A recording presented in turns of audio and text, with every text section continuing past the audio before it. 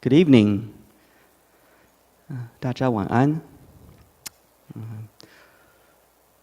诸佛菩萨、师父上人、各位法师、各位善知识、各位导师、各位同学们，大家晚安。Buddhas and Bodhisattvas, Venerable Master, Dharma Masters, and all the good knowing advisors, teachers, students, friends, good evening.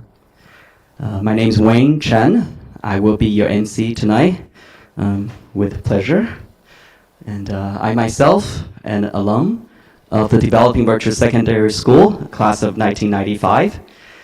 It will be my pleasure and honor to introduce, to kind of help facilitate the evening along. Yeah. 大家晚安，我叫陈颂明，法名国颂。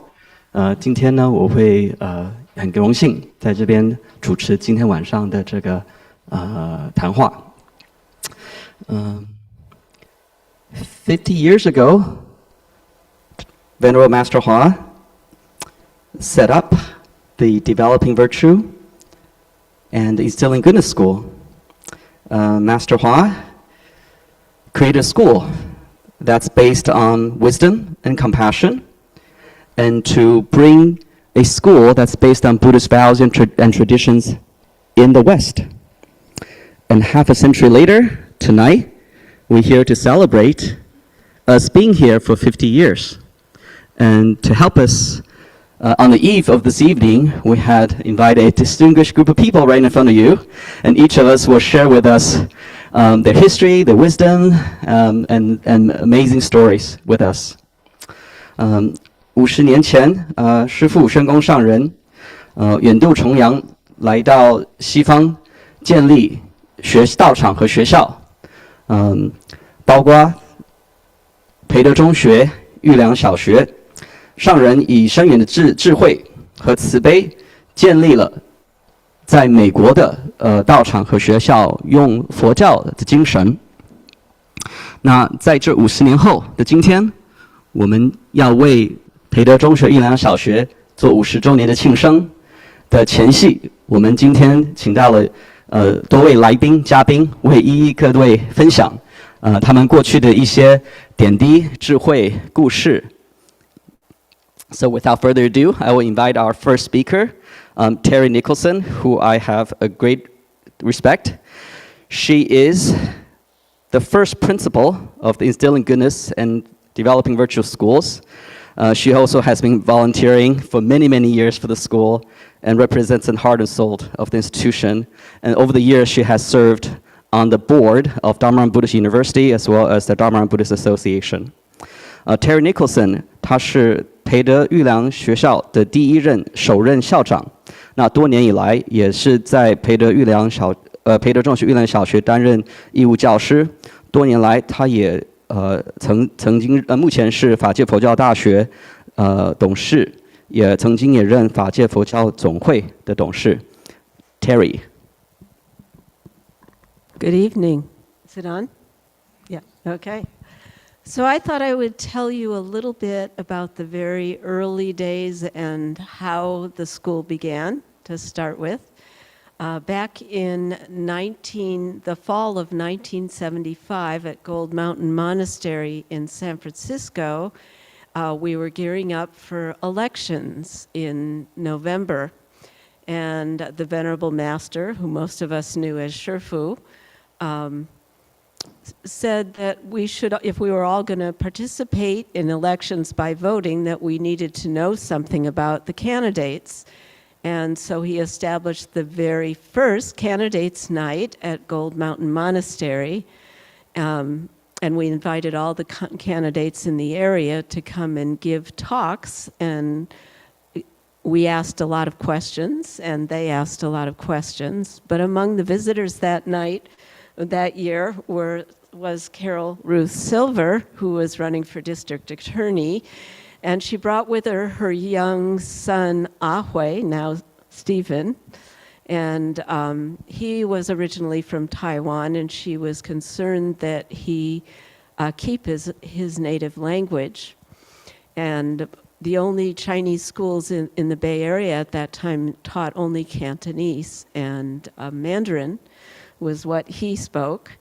And so when she picked up on the situation there, and a couple of the monks were writing Chinese characters with him, she said, "You guys should start a school." And lo and behold, we did. So a little bit of Shifu's incredible vision way back when I'm not sure most of us were quite clear why we were suddenly inviting all these people to the monastery. But he had a much greater vision than any of us. So she helped us, and she's sitting here next to me tonight. She helped us get the school started, did all the paperwork, and this was November, and by March 1st, we had a school up and running, or at least we had about 9 students, I believe, ranging in age from 4.5 to 11. So that was the beginning of the school. It was also the same time that we purchased the city of 10,000 Buddhas. And I remember I missed the original field trip up here to see the place, and so the Venerable Master took me and several others up on the weekend to see the place. And it was nothing like it is now. It had been a state mental hospital, and it was a dark November day and kind of cold and windy, and I could not imagine how it could possibly be a place for a monastery and a school. And I remember he always insisted on sitting in the back of everybody else. So he was in the very back seat, and I was in the next seat. And he leaned forward and he said, "So what did you think?" And I didn't want to say I thought it was awful. And so I said, "Well, it's awfully big, Shifu." And he smiled and he said, "Well, you may think it's big, but I think it's little." And I think that characterized a lot of his vision. None of us at that point would have realized that someday, 50 years later, we would have 4 schools, a boys' school and a girls' school. We would have K through 12 accredited schools. We would have a university, also accredited, and many, many more people than we could imagine.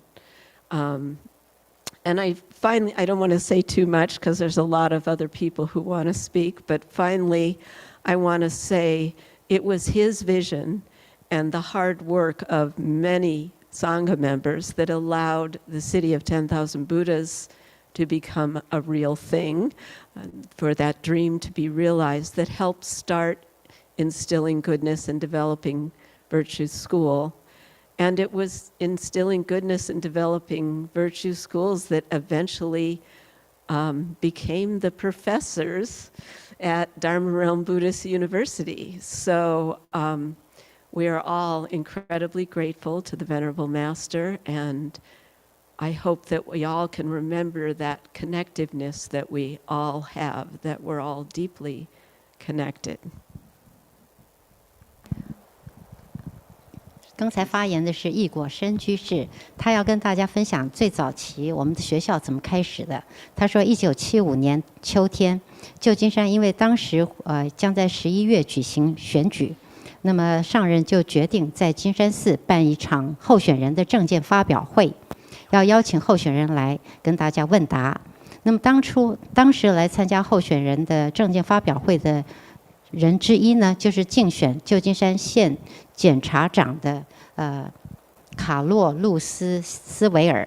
他当时带他的儿子阿辉来，然后他谈到他的一个困扰，就是说当时他希望他这个阿辉是个养子啊，从中国领养过来，台湾领养过来的。那么这个养子呢，他希望让这个养子学普通话，但是当时旧金山所有的学校只教广东话，就说教中文的学校只教广东话，没有普通话的学校。所以那时候就跟我们的法师谈一谈，加上上人本来就想办教育，这么一谈之下一拍即合，就决定在金山寺办一所学校。那么就由这个卡洛露斯女士来帮忙申请，所有的申请表格都是她来填写，帮忙办理。那么学校就在1976年3月正式成立了。一开始的时候只有9位学生。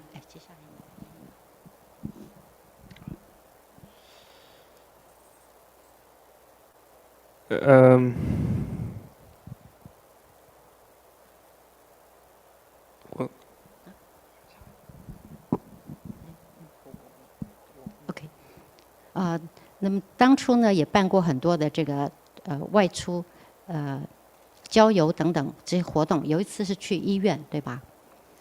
然后上人总是坐在后面。那么当初这个学校成立的时候呢，没有想到50年后，当初那么一所小小的学校会变成今天的男女校，从幼稚园到高中，还有法界佛教大学。所以上人的愿景就是要办一所以品德为基础的学校。那么这样的愿景在今天是慢慢呈现了。中间还有一段，就是一开始，在办学校的时候，正好是要买下万佛圣城的时候，然后那个时候，宣化上人在一个周末把我们带来这里来看这个地方。这个地方以前是一个医院，这里是很冷，然后风很大的一个地方。然后当时宣化上人会坐在所有人的后面，然后有一次他就往前靠了一下，然后就问我，你觉得这个地方怎么样？然后那个时候我不想说，我觉得这里很差，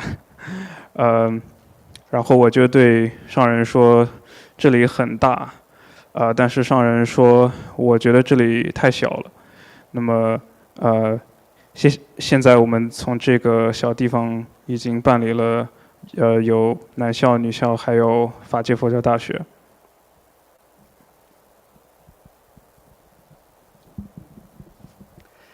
Okay, our next speaker, Ms. Carol Ruth Silver, who is an American lawyer, civil rights activist, and for the last, I would say, decade or so, has been serving as a trustee on the Dharmaram Buddhist University Board of Trustees. And as Terry has mentioned earlier, Carol Ruth played a very, very important role in the early stage in the founding of the schools.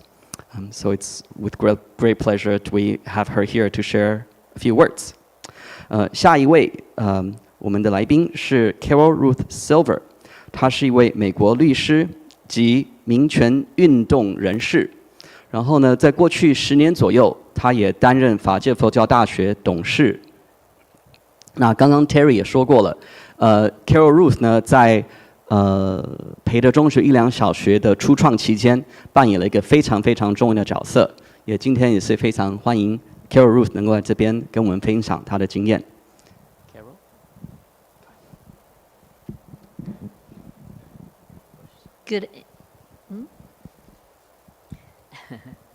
Good evening. Hello. It is a great pleasure for me to be here with the opportunity to talk to students of the Instilling Virtue Elementary School and High School. I think most of you are from the high school, right? Okay. So, and also to talk, and you'll have to forgive me, I'm unaccustomed to speaking from the middle of a group where there are people behind me and also people in front of me. So I will solve that problem by kind of wandering around as I like to do. There was a time, a long time ago, when I was running for office. I did that 2 or 3 times, maybe more. And the only election I ever won was for the Board of Supervisors in San Francisco, which is a very high honor, and I was highly honored to be elected and then re-elected. I spent 12 years on the Board of Supervisors, but it's a very low-level office relative to things like the presidency and being a congressperson and other federal events. So though I was during my 12 years, a very important person in San Francisco. There were many years after that that I did not have, as I like to say, the half-life of my fame was quickly evaporating. Today, I am retired as a lawyer. Today, I spend most of my time on the telephone calling people with a computer assist to urge them to vote for Democratic candidates for the Senate and the Congress of the United States, which I hope they will do, which I hope I will have the opportunity to do, and which I will be very grateful to have restore the principles of democracy and of our Constitution, which are being benighted at the moment. But back in the day, in 1975, as Carrie has noted, I was living not too far from the place called the Monastery in San Francisco. It was an old industrial building that somehow had been donated to Shifu, and he put a whole bunch of people in there to live because there wasn't any other place for them to live in his growing empire of Gold Mountain Buddhist University, or Gold Mountain Buddhist Monastery, yes. So I, as I always do when I am invited to come to give a speech, I showed up when the monastery invited me, along with all the other candidates for that election, to come and speak, which I did, and at the end of which, because babysitting, childcare, etc., was just as difficult then as it is now for parents, I was accompanied by my young son, whom I had adopted from Taiwan a little while ago.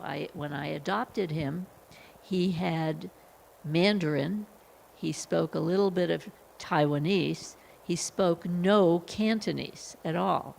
So when I got back to California, to San Francisco, I said to my Chinese friends, I've got to get this little boy into a Mandarin speaking school so that he cannot lose this wonderful, incredible culture and language, which is Mandarin, and which is his, because he started out with that, and just the fact that he had become an orphan because of a terrible accident, he should not have to lose that. So my Chinese friends in San Francisco said, oh, that's wonderful, but there is no Mandarin program for kids in the whole of San Francisco. There are Cantonese programs, and I said to them, Cantonese is a wonderful language. It is very important in China and in Hong Kong, but Mandarin is the national language of the PRC, People's Republic of China, and of Taiwan. So why should I try to force this Mandarin-speaking little boy to learn another totally different language, not totally different, but mostly different, instead of Mandarin? So they kept saying, well, there ain't no such thing. And I said, at some point, well, then we just have to start one. And my friend, Judge Lowe, who was then on the Superior Court of San Francisco, was the key to that idea. Because if Judge Lowe, who was probably the most important and influential Chinese person in the whole city of San Francisco, would agree, then other things would happen. But in the meantime, it was election time, and I went and I met Terry. I met Hung Sure. I met all kinds of nice people who were not Shifu. He wasn't there, but other people were. And they listened to me talk about the district attorney's office. And then we got into conversation. And I think it was Shifu, not Shifu, but Hung Sure, Reverend Hung Sure, who said to me, you know, we would like to have, we the monastery, Shifu and all of us would like to have a school. We'd like to have a school that teaches Mandarin and, as it turns out, Sanskrit and other things and Chinese culture. But it's too difficult to do that. We have to go down to City Hall and there's paperwork and it takes lawyers and so forth. And I said, aha, you got it. And I said, I will meet you at City Hall at the office of the recorder assessor, and we'll start right now next week, and we will get it done. And so, as Terry indicated, it took a little while, but we did it. And that school had as its first signed up, its first registered student, my son, Ahue, whose English name is Stephen Chow Silver, but Ahue. And when the translator was reading off the translation of Terry's speech, I have to admit that the only word that I understood in the whole thing was Ahue. I did understand that, but so we started. We just out of nothing, out of nowhere, we had a place which was in the basement in the first floor of the monastery. We had a teacher who was, well, one teacher who was Terry and other teachers who were members of the Sangha. And we had, but we didn't have any books. That's one thing. So, but I had a little bit of political influence around San Francisco.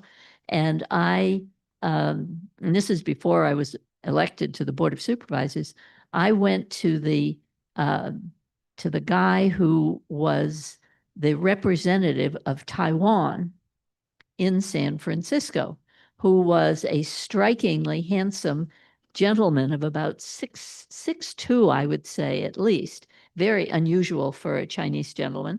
And I said to him, you know, we're trying to start a school and we need some books that teach Mandarin to little kids. And he said, well, I don't have any.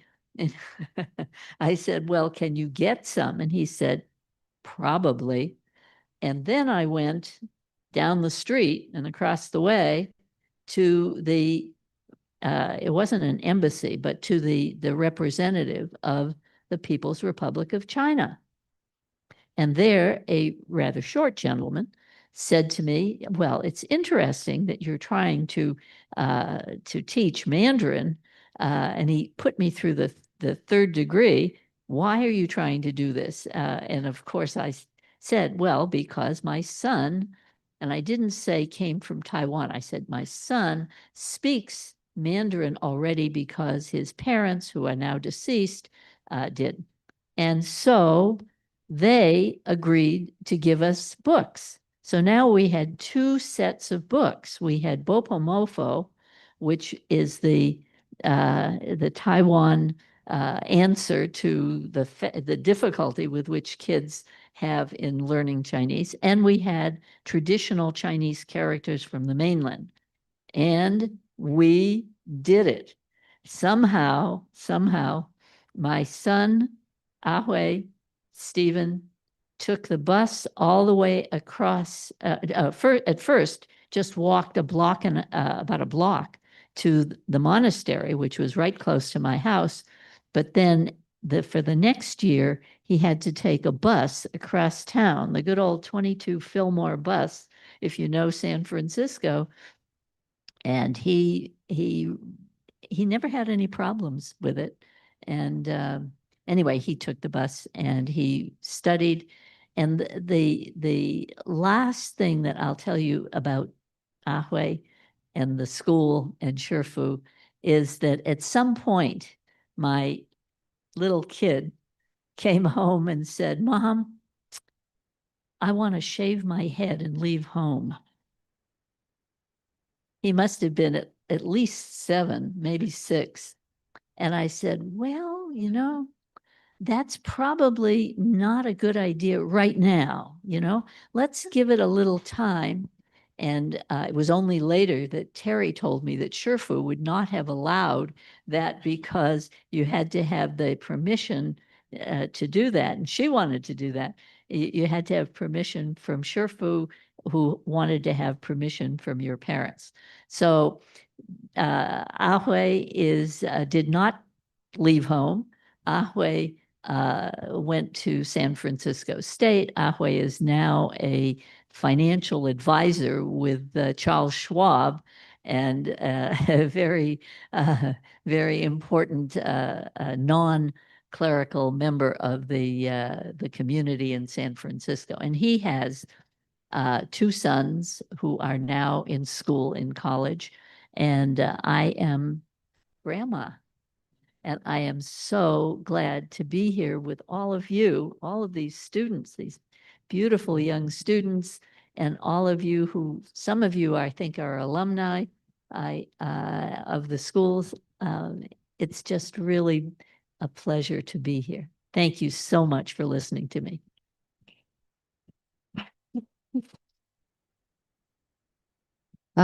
今天晚上非常幸会能够看到中小学同学，然后我前面后面都有人，都有听众，所以对我来讲，前面后面的人都要顾到，不过我会尽量啊。然后我竞选公职总共有2、3次，那么唯一选上的一次呢，是选上旧金山市议员。我在旧金山市议员这个职位上，总共担任了12年，因为选上好几次。那么这一项公职呢，其实是职位并不高的，跟总统啊、联邦参议员啦等等比起来啊，职位并不高。那么我最后是以律师的身份退休的。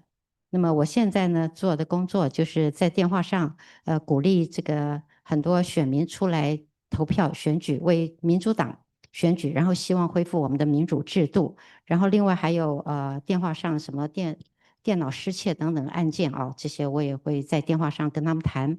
那么回到1975年，当时我住的地方离金山寺不远。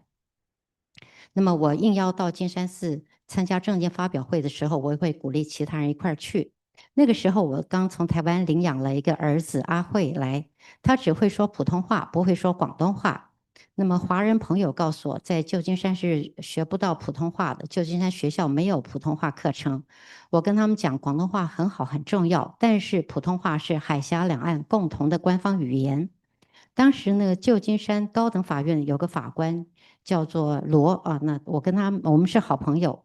那么他也帮了我很多忙。那么我到旧金山金山寺的时候，我去那边参加政见发表会的时候，遇到恒实法师还有易果生。那么我们聊起天来，恒实法师告诉我说，我们很希望在金山寺开办一所学校，那么教这个普通话，也教梵文等等啊。但是呢，要到市政府去办理很多申请的手续，太困难了我就说嗨，太好了，这个是我最擅长的。那么我就带着这个申请表格，我就到旧金山估值官办公室去帮他们办理这件事儿了。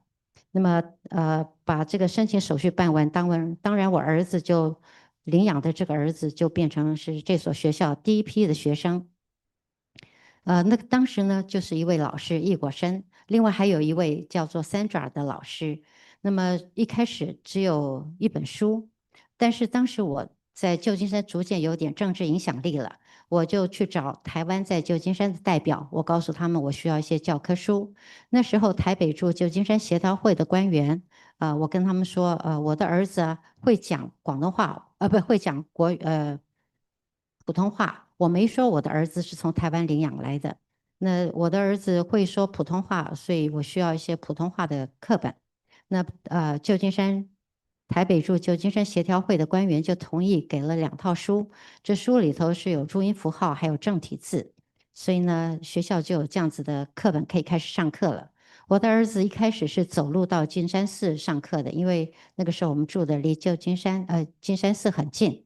第2年就得搭公车去上学了。那么我这个孩子呢，有一天回家跟我讲，他说：“我想剃头出家。”这让我当然非常惊讶。我跟他说：“等等等等，这个要师父答应，还要校长答应。”最后当然我这个领养的儿子没有出家，他后来上了旧金山州立大学，然后现在是一家金融机构叫 Charles Schwab 的财务顾问。他有2个儿子，然后也上了大学，所以我现在是祖母了。今天呢，我很高兴在这里跟大家聊聊天，谈这些过程。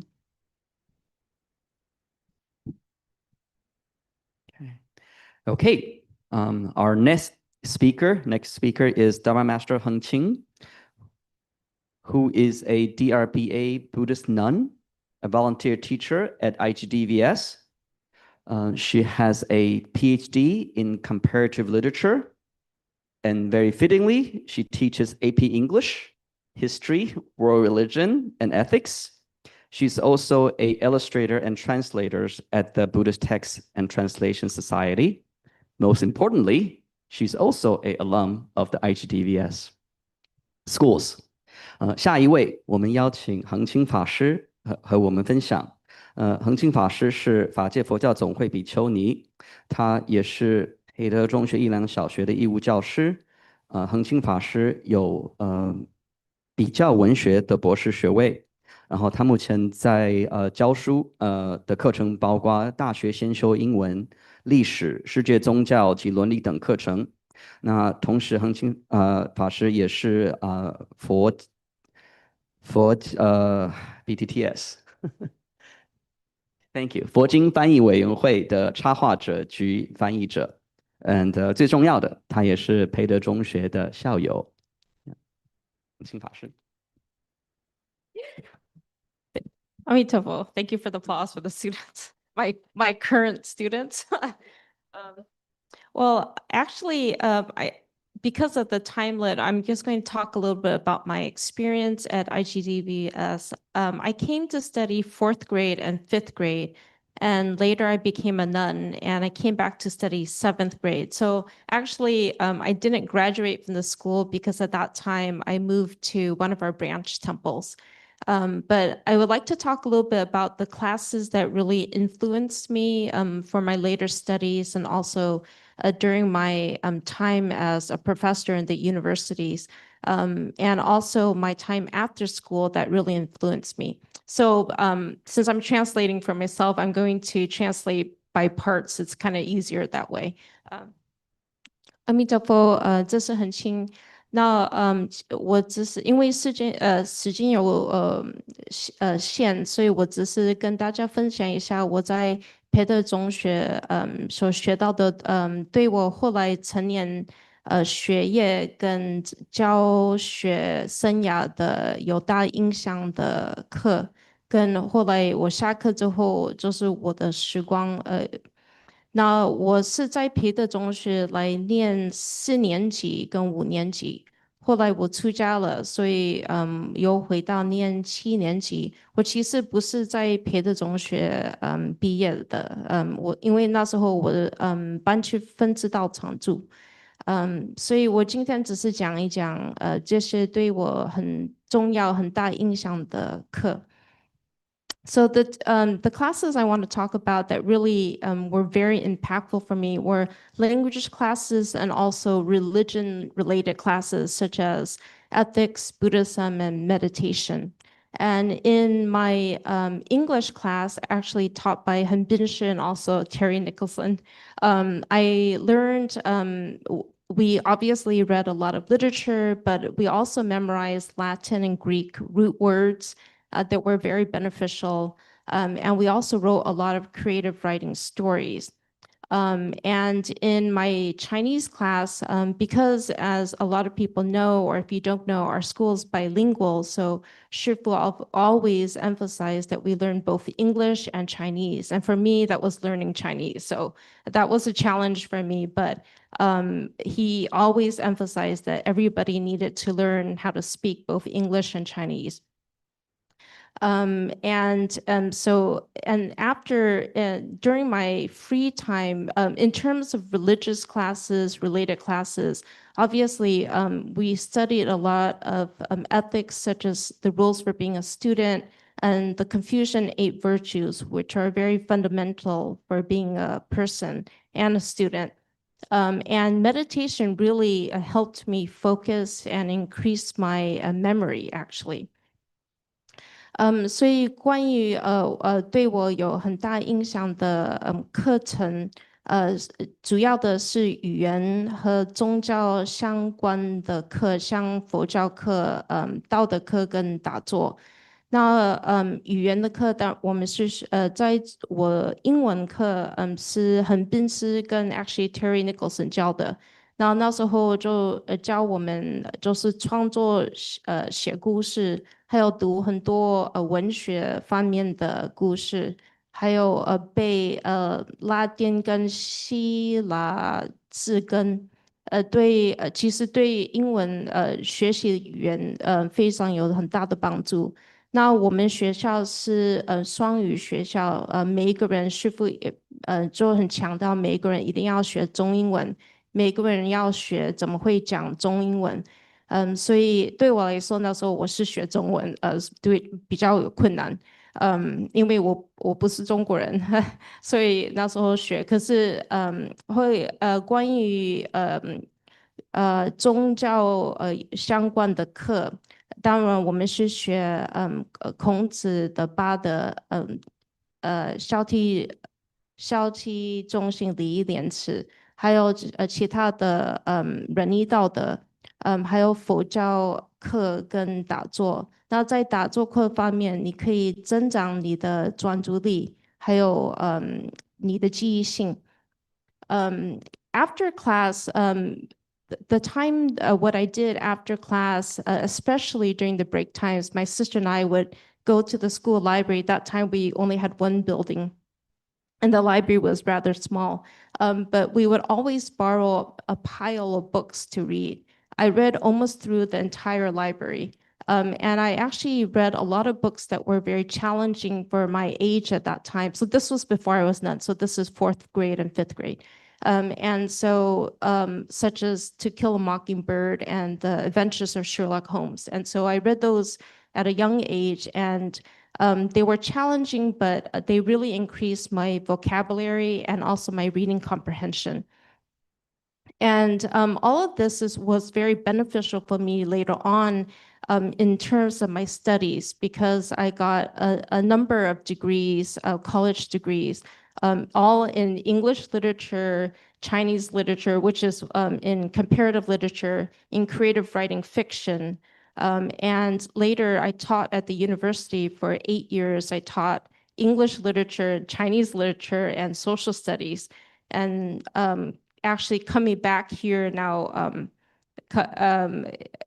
I'm, as Wayne had introduced, that I'm teaching English literature and religious related studies such as ethics, world religion, and Buddhism. And so I really, all of this really tied together coming back here again. Okay, remember. Okay, 我下课之后的时光，其实尤其是我们放学的时候，我姐姐跟我常常会去我们学校的图书馆借一大堆书来看。然后平常那时候，因为我是分享我在4年级跟5年级的时候，所以那时候我其实读到很多对我那时候的年纪有挑战性的。我那一段时间可能读完全部图书馆的书，那其实对我有这些书对我有挑战性，可是增长我的词汇量跟阅读能力。其实对不管是学哪一个语言都有帮助的。那关于后来我去大学拿很多学位之后，对我也是很大的帮助，因为我的学位都是英文系比较文学创造写作的写小说的。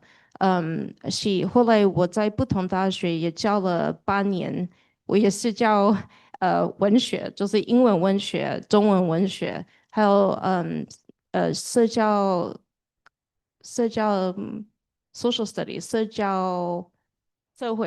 社会研究，不是研究。社会学，OK，thank you，社会学，然后就是回到这边，真是绕了一圈，因为现在像 Win 介绍的时候，我现在是在培德中学做老师，也是教英文，教佛教，教世界历史，教社教学，所以真是绕了一圈，还是回到原点，可是我对okay, I have to say this in English first. So my memories of being a student here and my time being at IGDVS has been very impactful. And also, I have very fond memories of being at the school. Not only I was able to develop, have time and space for creativity and develop my focus. And also, besides studying all this knowledge that you can get from books, you can also study how to become a good person and develop this, which is extremely important. 所以其实我在培德中学的回忆是非常美好的。我不管就是从书上学这些知识之外，你可以在培德中学学怎么培养你的专注力、创造力，还有怎么样做一个好人，就是培养仁义道德，这是非常重要的。So I'll end my sharing here.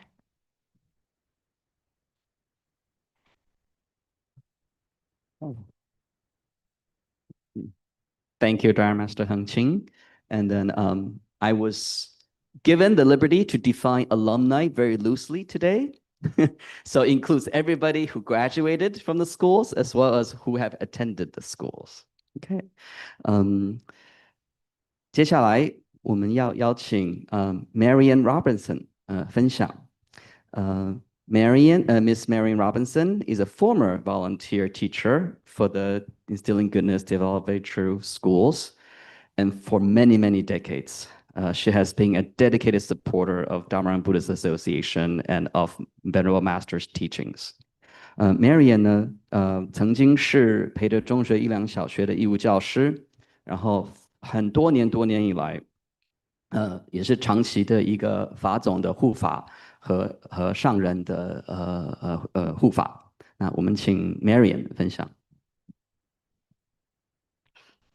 Good evening. Terry left us off at the the future city of 10,000 Buddhas was a big kind of, it's not, oh, okay. When Terry spoke, she finished with, she had visited the city of 10,000 Buddhas, and it was a big place and gloomy. So, but by the time I came along, the school had moved up there, and it was instilling virtue. It was just one school, and Terry was pretty much the whole show. She even lived in the school. She was Terry Epstein then. And then when she got married, she moved out. But she taught the children there was an emphasis on filiality, on filial piety. And later, there was the beginning of, it was developing virtue school. So,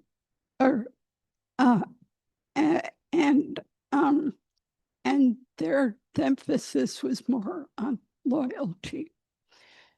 My first involvement with the school was I had gotten involved with Hung Yin, former Hung Yin, now Lonnie Power, and she had recorded a musical album, and I was helping her with promotion and distribution of the album. And she was recording another album. There was a lot of music at that time, and music was used for teaching the children. There was Lonnie Bauer and Sure wrote songs, and Jan Vickers wrote songs, and the songs were based on principles, Buddhist principles and Confucian principles and Taoist principles. And they put together a songbook. Just happen to have a copy here. And one of the songwriters was Master Hua himself. So I'll get back to that in a little bit. So with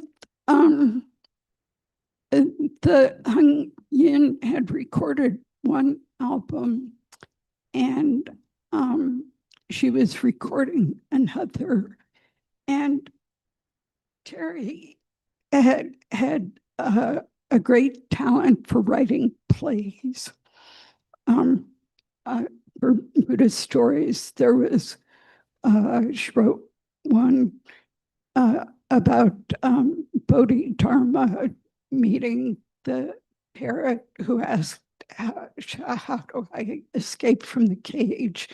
And taught her to stick his legs up and play dead.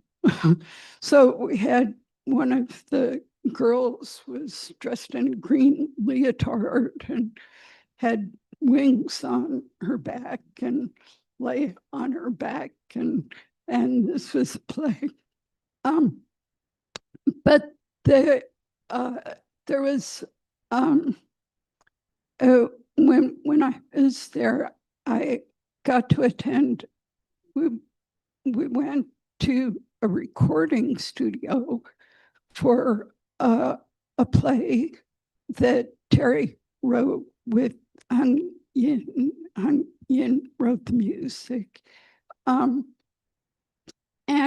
we carpooled down to Sebastopol, and the students recorded the songs, and it was a lot of fun, except for the teacher who's got a flat tire. But the student, it was the whole school went to the recording studio, and for some of the songs, they would all gather around one microphone, and a little guy would go up and sing off key totally loudly, and we try to tell them, could you move back a little bit?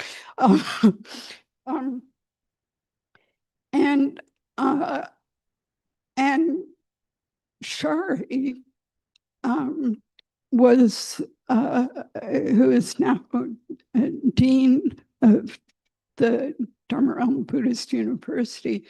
She had the starring role. She was Chuan Song, who, yeah, it was, we didn't pay a lot of attention to gender.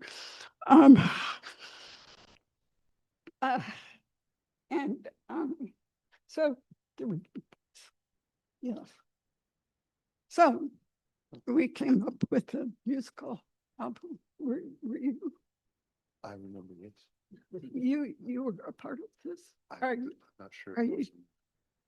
Oh, okay. There's the people. It's got a picture of the kids on the back. This was 81. Yeah, I think it was 81. Yeah, 81. And Master Wah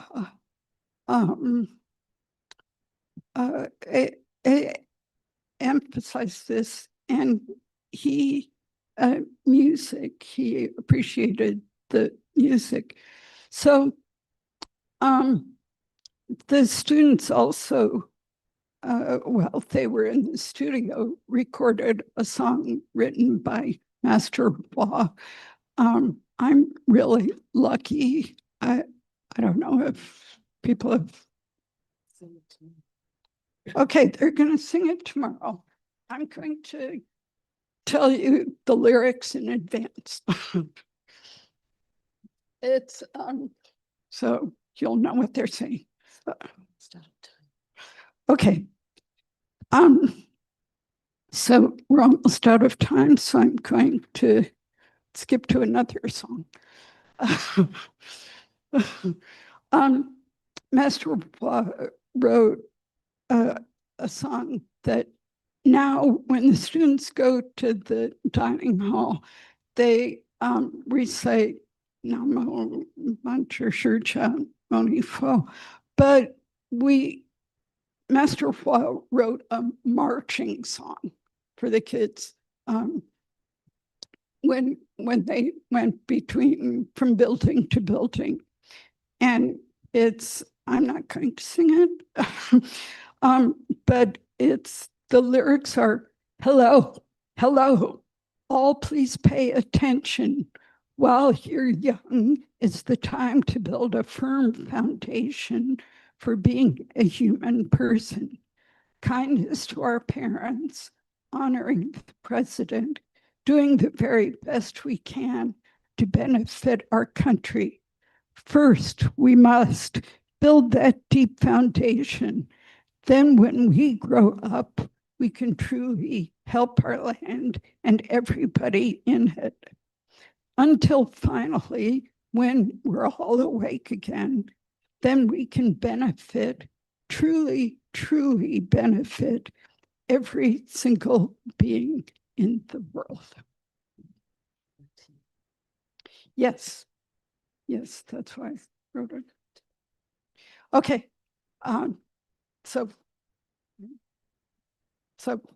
that's what I want to say.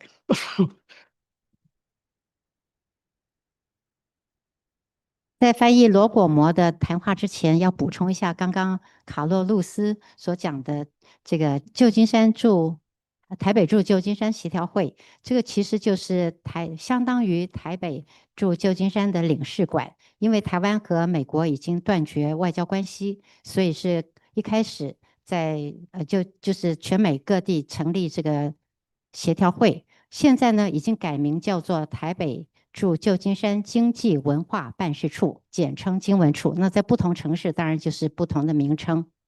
现在接下来就是罗果摩的中文翻译。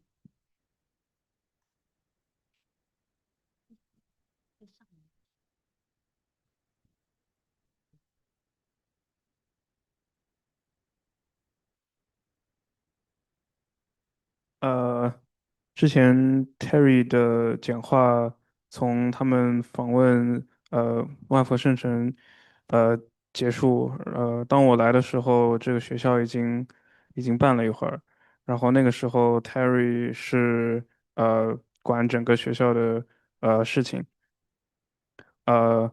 之后培德学校非常注重培养品德，然后我一开始在学校里做的事是和恒盈法师一起他会录一些音乐的专辑，然后我帮他来呃分发这些音乐专辑。嗯，这些音乐也用来教书。呃呃，然后恒英法师写的这些歌是关于就是佛学，然后还有孔子和孟子的思想。然后其中一首歌是宣化上人写的。然后我还记得那个时候呃 Terry 非常擅长写呃Terry 非常擅长写就是关于佛学的话剧。然后我有一次呃呃去参观就是他们在他们在录这个话剧的时候，我去和恒英法师参观。然后那个时候我们会看学生在那边录歌，是非常有趣的。有的时候整个学校都会去在那边录，然后所有学生呃都会聚集在一个麦克风前面。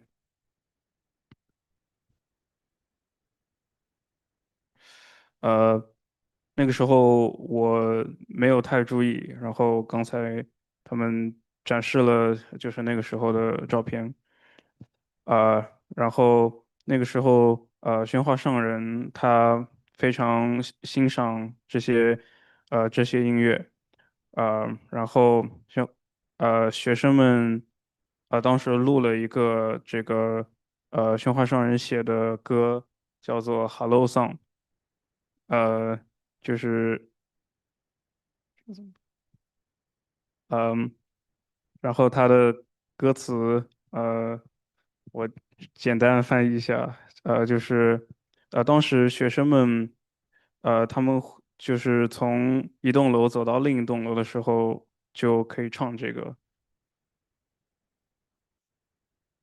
然后它的歌词的大概意思是，嗯，Hello Hello，全体注意。当你年轻的时候，是需要呃需要学习为人的根本。需要需要善待我们的父母。需要对总统保持尊敬。需要需要做我们的一切来为我们的国家，呃需要做我们的一切来给我们国家提供帮助。嗯但是第一步我们必须来建立这个根本，这样我们长大的时候，我们才能真正帮助我们的国家，还有在这上面生活的每个人。然后直到最后，当我们全都挣到之后，我们才能真正的给世界上的所有来帮助世界上所有的众生。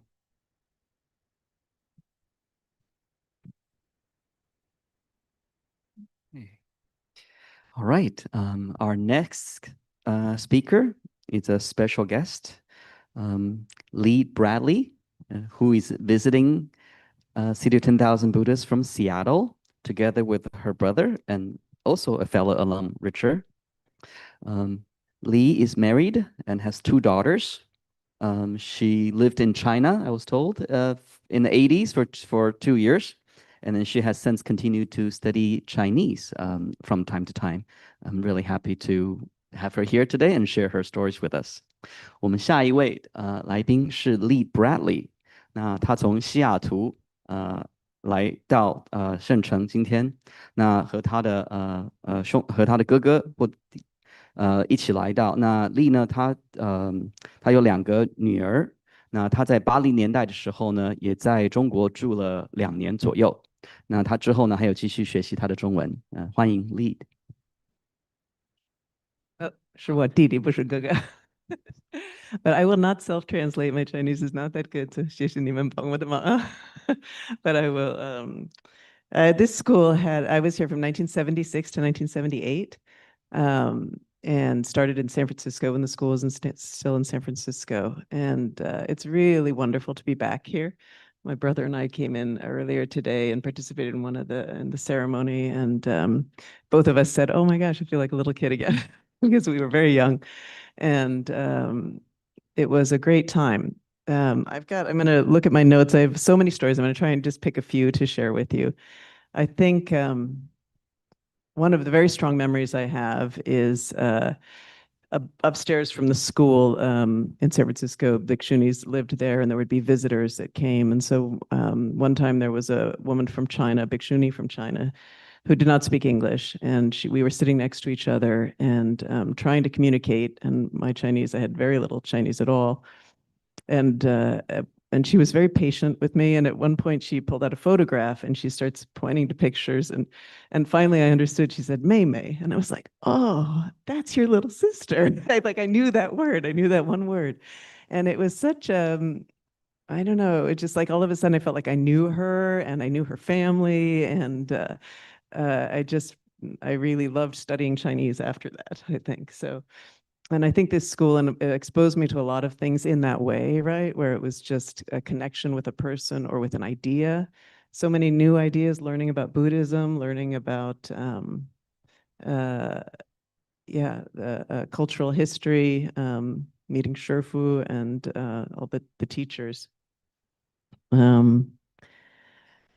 I'm so glad you talked about the music, because that was one thing I wasn't going to mention. And I suppose you all don't still sing these songs, but I still know them 50 years later, right? 50 years later. I'll just say one very short one. All the poisons in the world, they just boil down to 3. 1 is greed, and 2 is hate, and 3 is stupidity. In a rhyme and singing, and we could sing that over and over again. We sang a lot of songs. Hung Yin would play her guitar and we would all sing. It was really wonderful. And all, these stories and Buddhist precepts and everything that we would learn. I think the values that I got from the school have stayed with me throughout my life. I have not always followed them, but I've always wanted to, and it's always informed my my approach to things. So I feel like I've written a couple of essays, either, to get into school programs or things, and I mention it because it really was transformational, I think, for me. Okay, some other little memories. Tai Chi class for the first time. I'd never done Tai Chi. That was very cool. I loved that. Okay, this place, as Terry mentioned, was very empty. There was not much here. There were a lot of empty buildings. We were kids. We would go around and go inside and explore. But some of the, I remember, I have a strong memory of making cinnamon rolls on a huge steel table. So these are big industrial kitchens. I don't know what the buildings are like still, if they're like that, but we made these giant cinnamon rolls. And, on this big industrial kitchen with butter and cinnamon, and rolled them up and cut them and cooked them. And they were delicious. They were the best cinnamon rolls ever. So that's a strong memory I have from this school. And outside the window, there were sunflowers. We planted sunflowers and the sunflowers grew. And we had that as well, which was wonderful. Okay, this was, I still have this notebook, which I couldn't find, but I do have it somewhere in my house. We would go to Sherfu's lectures, and they would be tape recorded. And then we would go back to the school the next day, and we would play them on a reel-to-reel tape recorder, an old one. I still can remember the lever and the way that it looks. So old reel-to-reel tape recorder, play them back and transcribe them and translate them. And again, the patience of these teachers is we had to rewind and rewind and rewind and do them over and over and over again. And word by word, we would write the lectures and copy the lectures and learn and understand what the teachings were. So that was remarkable. yeah, the next was the songs, the hung in and the songs. Okay, we would be, I don't know, you guys are older, you're high school, but for us, it was very special to get to beat the wooden fish in the ceremony. So we always wished that we could get to do that.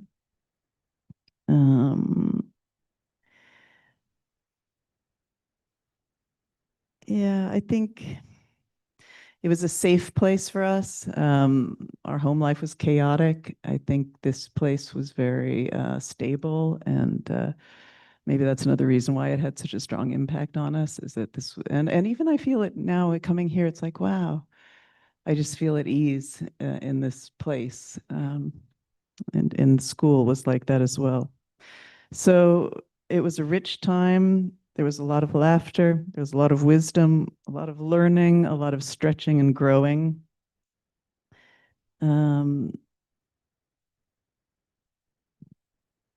Yeah, I think that's all. I said it. That was everything I wanted to say. Thank you all.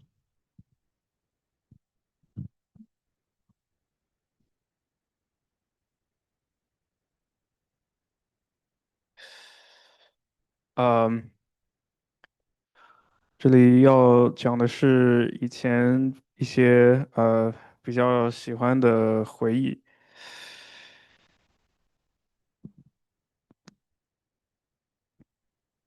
一个是在金山寺的时候，当时我还只会一点中文，然后有一个从中国来的女士，我跟她就尝试着与她沟通，然后当时她说了一个词是妹妹，然后我说啊我听懂了这个词，嗯。所以当时这个经历使我在这之后就喜欢上了学习中文。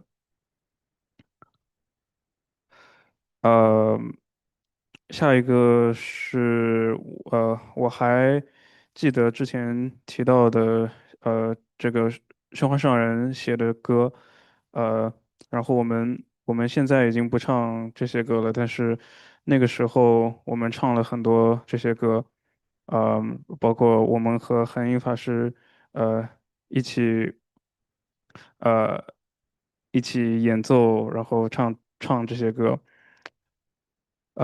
然后下一个是，嗯，我记得我很喜欢这里的教太极的课，然后我还记得，当时我们会，当时我走到一个房间里，然后这个房间有很多的大的桌子，然后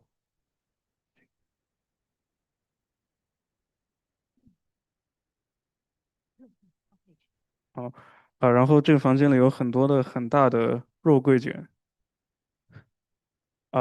然后当时另一件事是，呃，我们会去听新华上人的讲话，然后把它呃把它录到录音带里，之后我们会不停的去听，但是因为我们听不懂，所以要一遍又一遍的去倒带，然后一个字一个字的去给它翻译。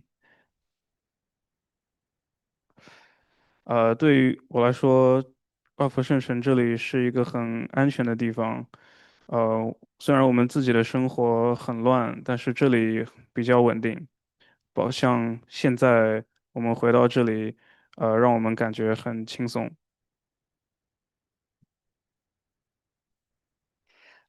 Okay, so at this moment, I want to take a short, brief period to recognize the people in the audience. First, if you were alums of the schools, would you please stand up? If you attended or graduated from the schools, Developing Virtue Secondary School and Instilling Goodness schools? Yes. All right. There we go. That's everybody. Yes. Okay. Thank you. All right. Next group. For all the teachers, volunteers for the schools, would you please stand up? That may be a lot of people in this room. Okay. Over the years, would you please stand? Because the school will not have happened without all the dedication and years of contribution from you guys. Thank you.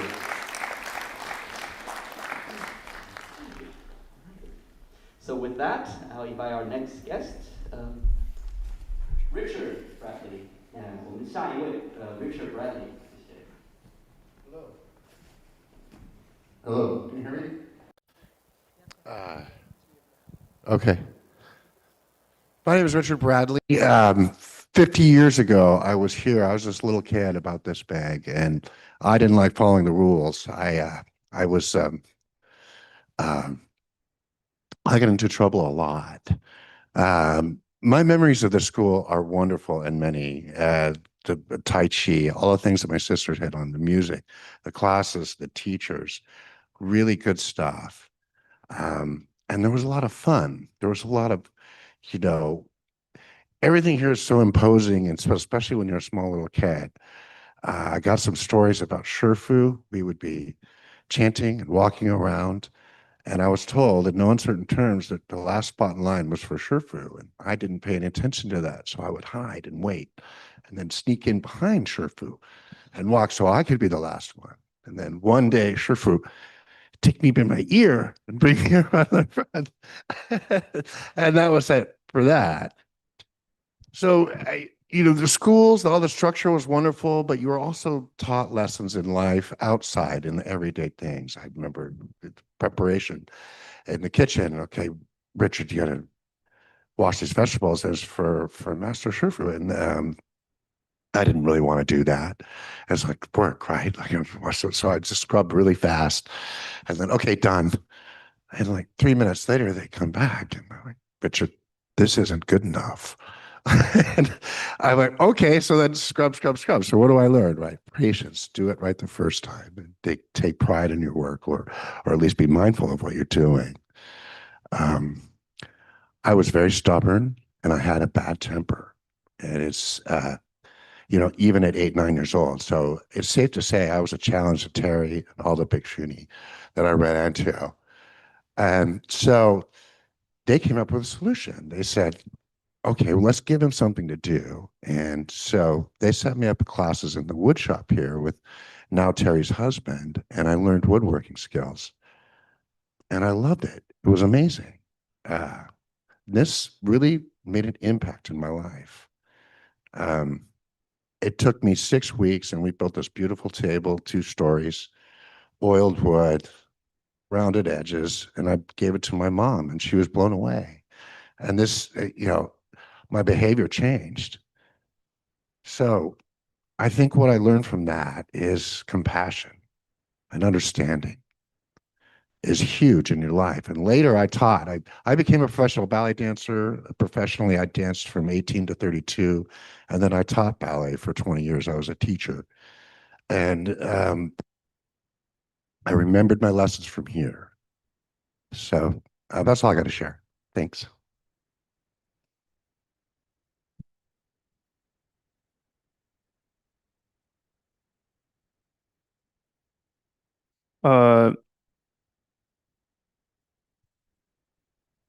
I just wanted to share a short story about Richard. At one point, his mother went to Europe, and so he and his sisters both stayed with us with the nuns. But he had a pet snake, and he had to go home and feed the snake.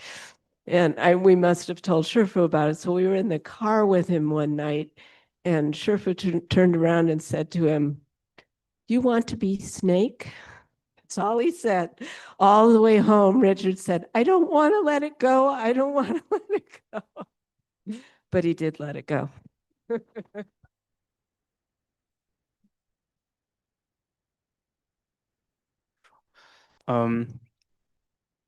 他说我之前在学校里有很多的乐趣然后有一些关于喧哗商人的故事，但是那个时候我去喧哗商人，呃我并没有太专心的听他讲话，然后那个时候我在这里学到了在外面也有用的一些课，就是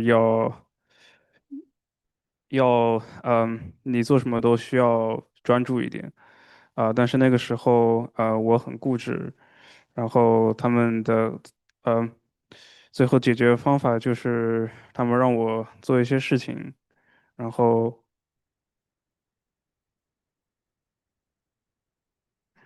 嗯，然后这件事情。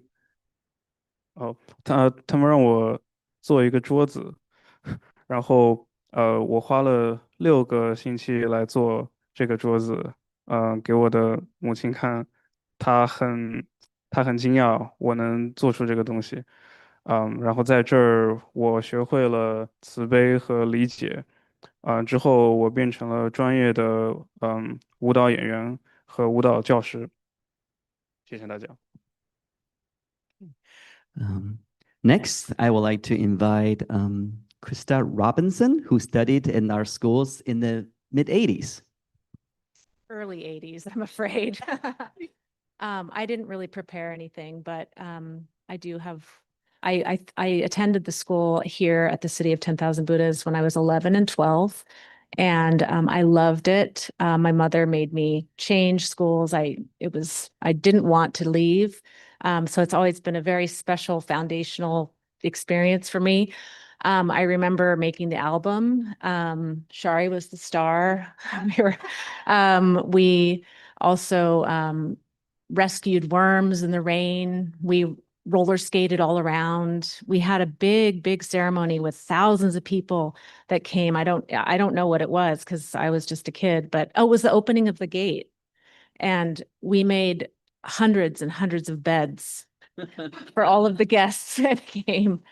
The lessons of meditation I carry with me to this day. We had meditation every day. We had Tai Chi in the morning. I don't do that anymore, but it was very important early experience. Chinese, I no longer, I mean, I understand some, it's been supplanted by Spanish and now Italian. So perhaps that early exposure to language really stuck with me because it's something I relish to this day. I did become an English teacher in Taiwan. So I did explore early, but then I've come back to Spanish more. Anyway, it's wonderful to be here and thank you all. And I really appreciate the foundation that this school provided for me. It's been very important.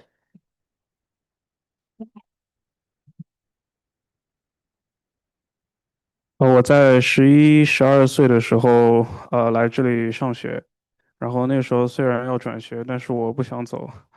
我记得，在这里写专辑，然后唱片，然后还有在雨中去救那些虫，呃，然后我记得当时有很多的人来参加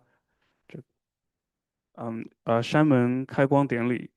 然后我们那时候整理了很多的床铺，然后我还记得那时上的这个打坐课，然后直到现在我每天也会打坐，然后那个时候还有早上会有太极课，然后那时候我也学了中文，但是现在我基本上是呃之后学西班牙语和意大利语。然后后来我还去台湾当英语老师，然后这次能回到这里感觉很好。Okay.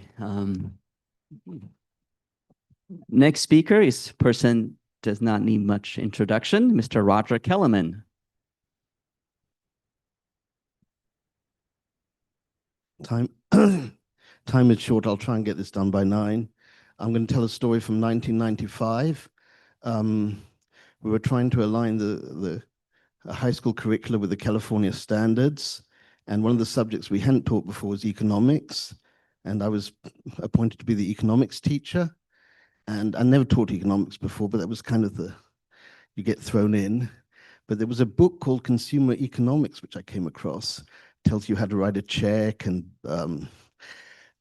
very simple things. And I managed to teach it. And one of my students, he was really a pre-med student.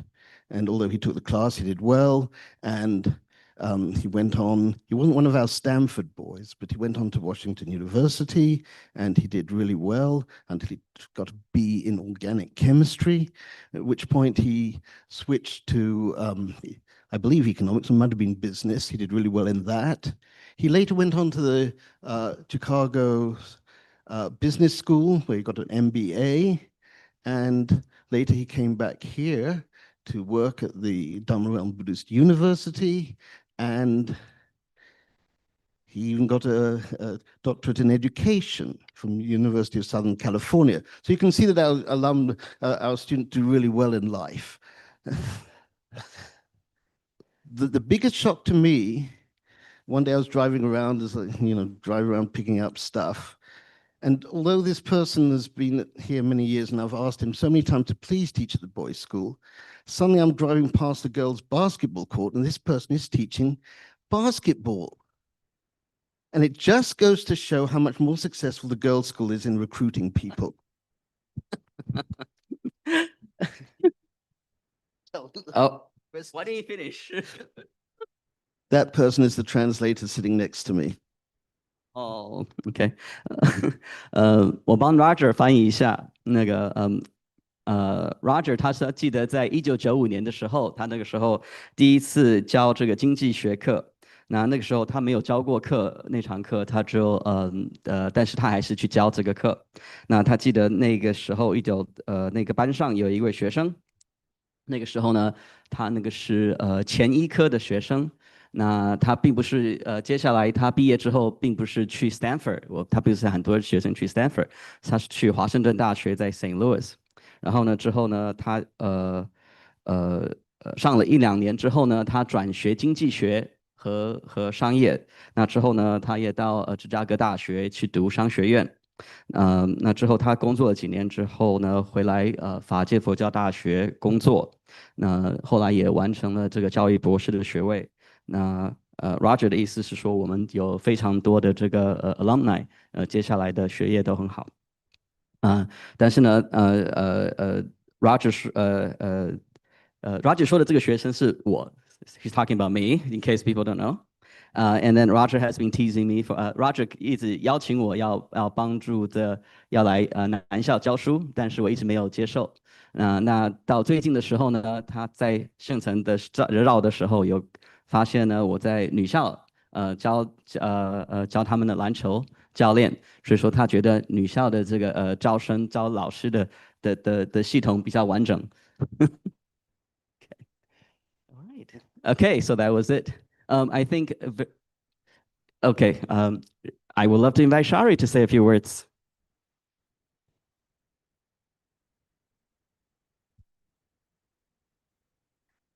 It's been such a pleasure to get to hear all of you speak tonight and remember this time when I was a student at the City of 10,000 Buddhas, which I truly consider one of the greatest blessings of my life.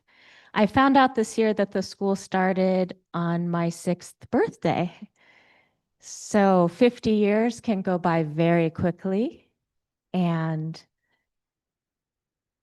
I just want to say that, you know, Master Hua created such a wonderful foundation for us to do so many things. And I really hope that all of us who have taught here and studied here, those who want to, can really look forward to helping the schools grow and progress in the next 50 years. I don't want to keep people late, but this has really been truly delightful.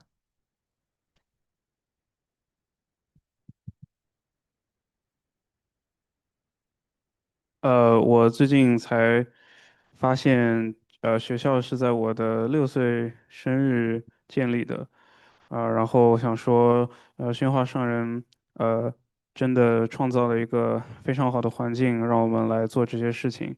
然后我们所有的在这里上过学的同学和毕业生，应该真的需要来帮助在接下来的50年里来继续帮助我们的学校。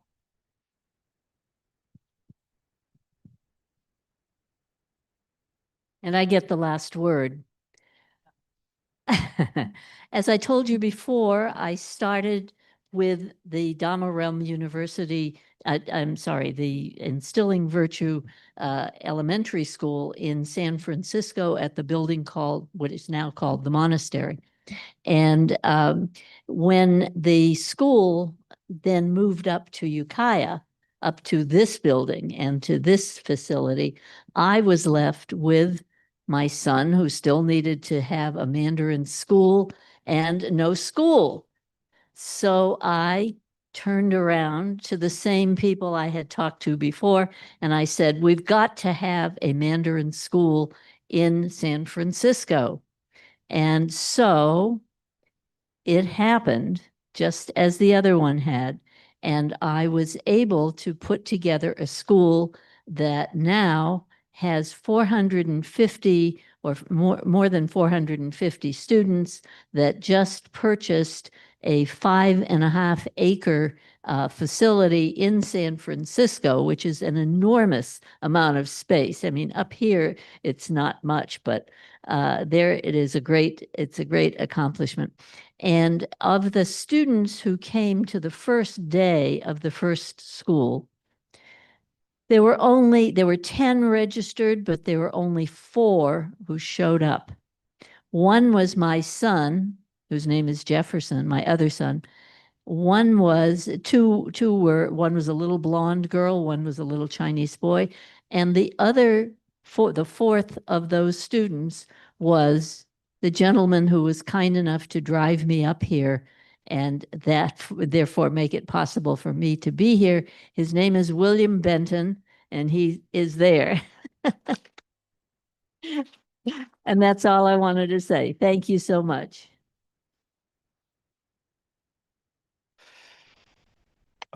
最后我想说，当我们在三藩市创建玉良小学之后，然后当这个学校搬到 Ukiah 之后，我的儿子在三藩市就没有中文学校了，所以我们那时候就又建立了一个学校。这个学校现在大概有450个学生。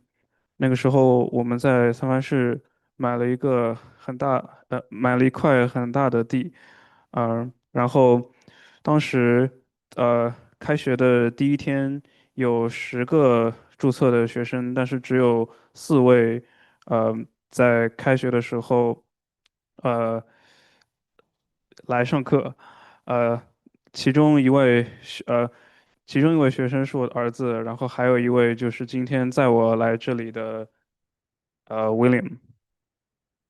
Okay, so thank you, everyone. That concludes our panel this evening. And for the months to come, please join us in celebrating this amazing year and amazing school. Thank you so much. Good night.